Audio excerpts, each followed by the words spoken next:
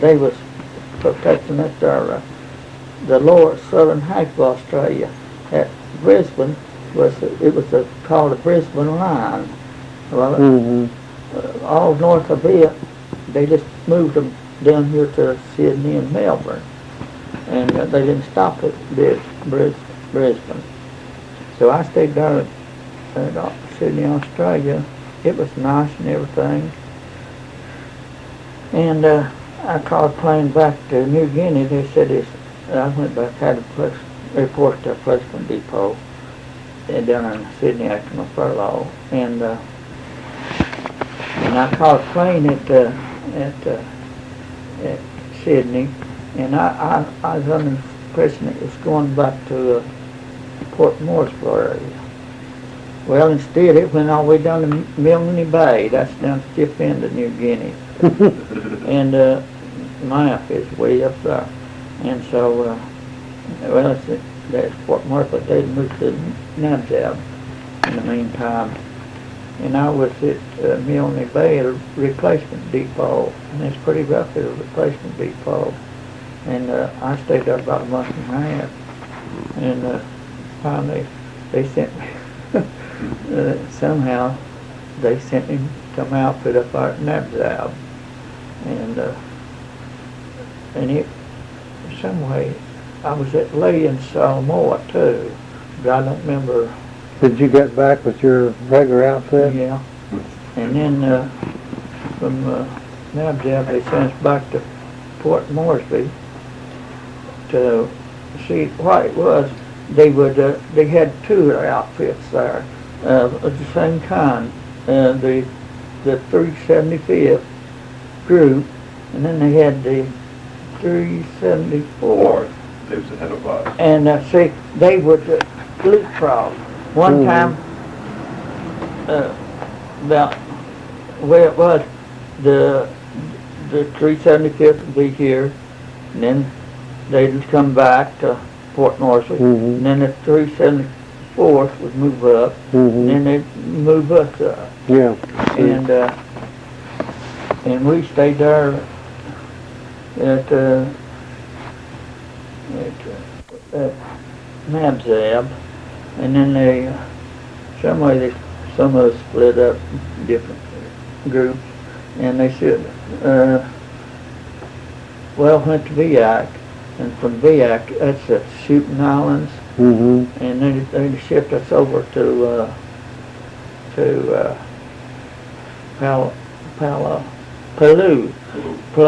Palau, and we stayed there and then from Palau, if I'm not mistaken, we went over to Subic Bay, and in the Philippines, that's in the Luzon, and from Subic Bay we went up to Centone, and then from Centone I went to about 30 miles or 40 miles from San Fernando. From San Fernando, we went on down to Clark Field, and I remember Clark Field. That's when I left them, and I joined the Army band. That was where it's supposed to be anyway, because they had my records anyway, and I got them mixed up. And from there, they put us on a boat, and I went to Okinawa. And Okinawa, I landed on the northern part, sort of northern part, old Rukashu Peninsula, and we had to, they hit about between 50 and 75 in the outfit, and we had to watch out. We'd scattered all over the northern part, watching for stragglers, Japanese and Okinawan stragglers, and we'd have to go and, go to these houses and things and make sure they didn't have no radios, shortwave radios, because they was, sinking ships and planes was coming. And they wanted to make sure, they thought they might be getting information from Okinawa, See, I don't know. But we had to go through them houses and, you know, we'd tell people that was going through. And we'd look for radios and things. Mm-hmm. And then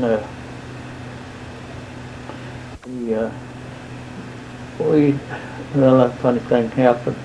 We had one guy, he was from Chicago.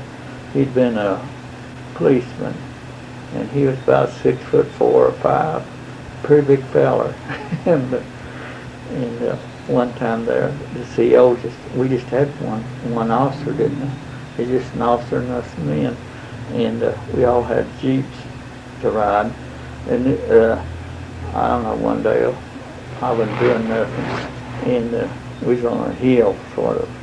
And I heard the awfulest noise and stuff, and crying and screaming.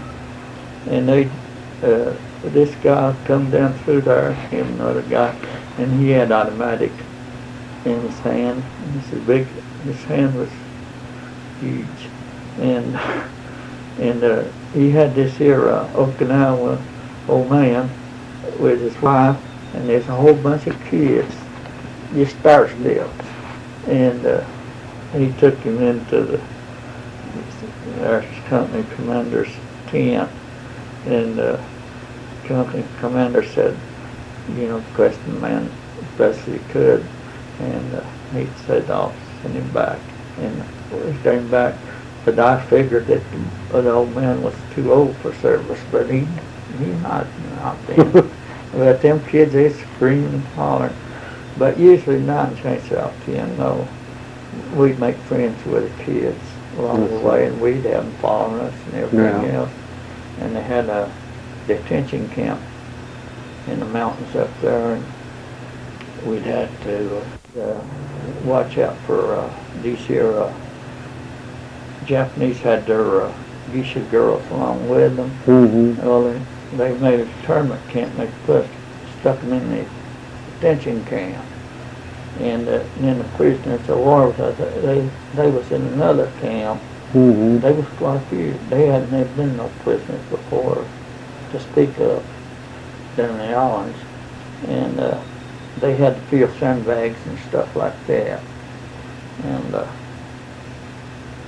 well, and of course we had the bombings to put up with and stuff like that. I mean, and it got 2 or 3 days before the war ended, the Japanese bomber was coming down. They coming from the open alleyway. It circled around a hill. Might have been hit, come back, and started back to the plane, and he crashed in our area. But we got so used to it and we didn't look to see. We watched the plane come down at the peace. You know, they was going to sign for peace. Mm-hmm. They painted the plane white with a green cross on it. And we watched it. And so the war ended, and they were supposed to send us over to they called it Chosin, you know, on the map. Mm-hmm. And we got the maps and looked to see what in the world.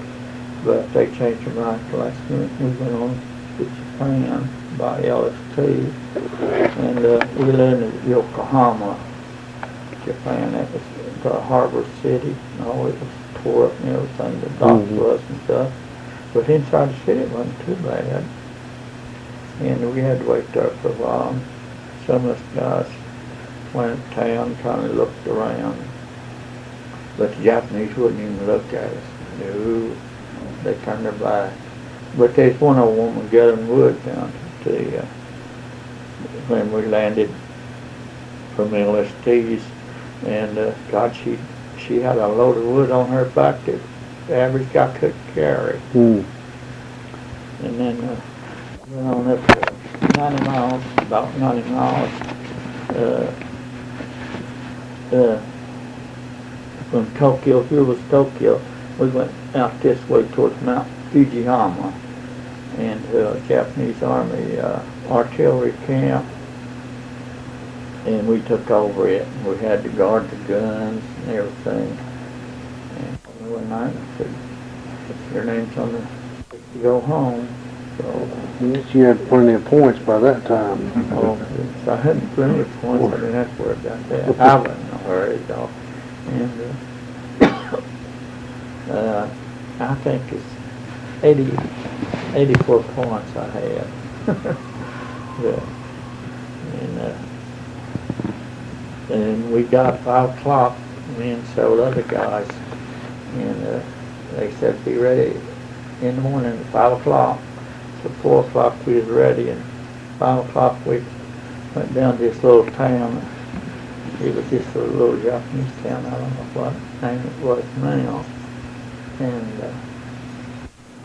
And we got the train, and they took us back to Yokohama, and we got on the boat, and it took us all day, and it was about 5 o'clock or 6 o'clock in the evening before we got on the ship.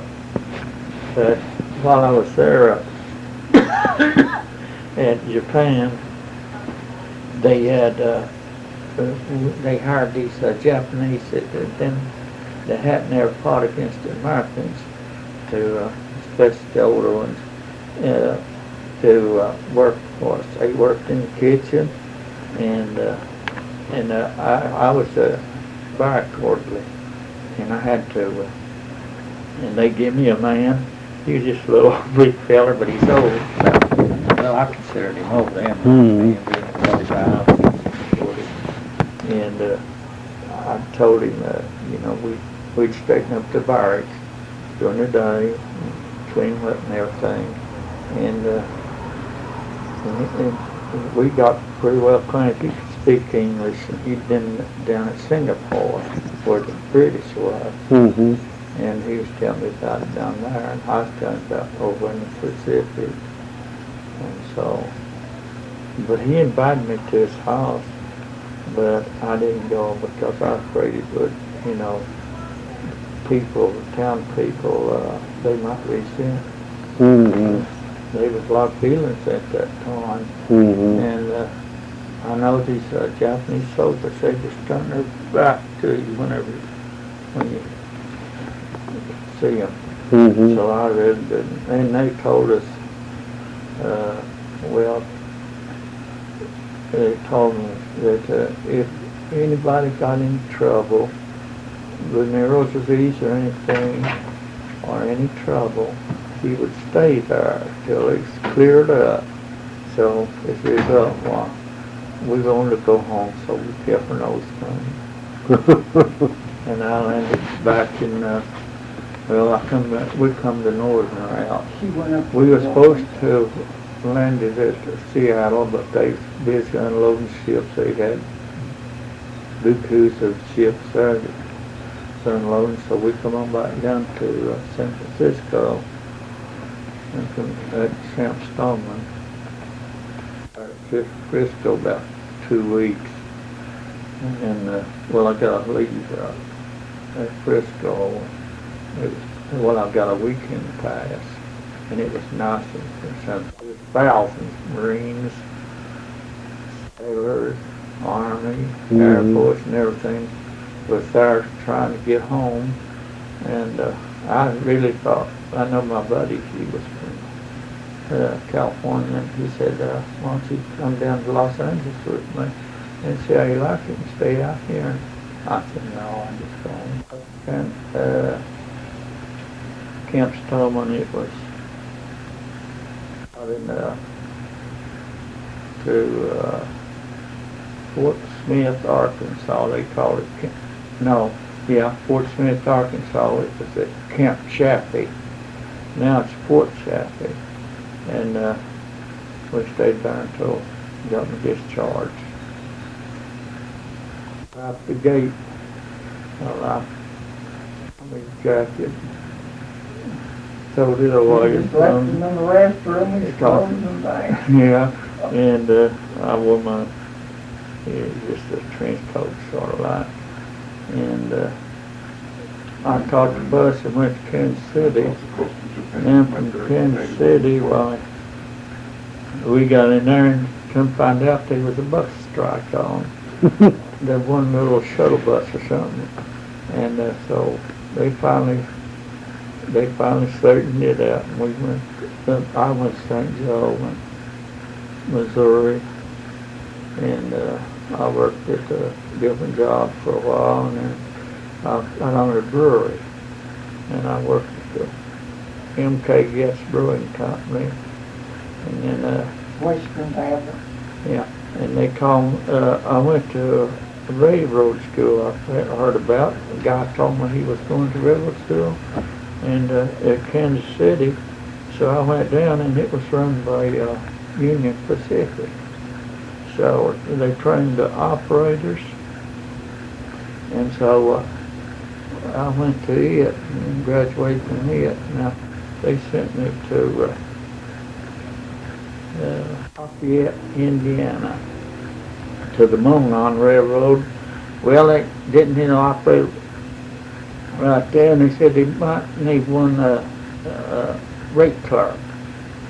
I took a rate clerk course too, and so I said, well, I was going down to Tennessee. I drove to the L&N Railroad here, and Mr. Brownlee, he was the assistant superintendent. He said for me to come on down when I got out of school, so I come down to Knoxville. And when I passed the L&N station, so I got a job with them, and I worked. I was 3 years on the extra board,